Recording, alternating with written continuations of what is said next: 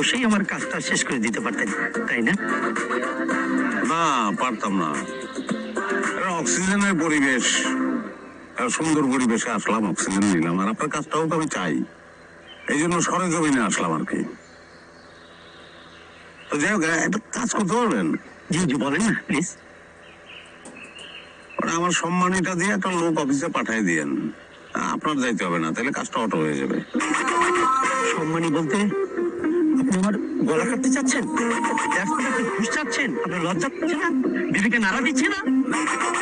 বিবেকে নাড়া দেয় না, আপনি হঠাৎ করে মহৎ হয়ে গেছেন। তাই আমি আমার ভাগ্নারে পাঠাইছিলাম আপনার কাছে, মুখের উচি নাই, 52টা টেস্ট দিচ্ছেন আপনি, কইছেন আবার অমুক ডায়াগনস্টিক সেন্টারে যাইতে। আমি আরো একটা ডায়াগনস্টিক সেন্টারে চেক করাইছি, রেজাল্ট চাই, ওইটাতেই করতে হইব কেন? ওষুধ কোম্পানি থেকে টাকা কাজ না, হ্যাঁ, রোগীর গলা কাটা, হ্যাঁ, চতুর্মুখী ইনকামের একটা ব্যবস্থা করে নিতে, এগুলি ঘুষা? ঘুষ বলে দুনিয়ায় কিছু নাই, হ্যাঁ, দুনিয়া হচ্ছে টাকার লেনদেনের খেলা। ঘুষ ছাড়া বউ চুমা দেয় না, চুমা দিতে গিয়ে কাপড় দিয়ে বলায় কয় সরি।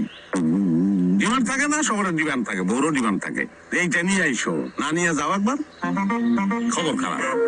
ব্যাপারে এটা লেন আর দেন, এই খেলা সব জায়গায়। খেলা যে বুঝে সে জিতে, যে বুঝে না জিতে না। তুই দিবি, আমি দিব, তুই না দিলে আমি দেবো না, দ্যাটস অল। ডাক্তার সাহেব, টেবিলের নিচ দিয়ে সম্মানী দিতে পারে এরকম একটা স্মার্ট লোক যদি আপনার থাকে, তাহলে অফিসে পাঠিয়ে দিয়ে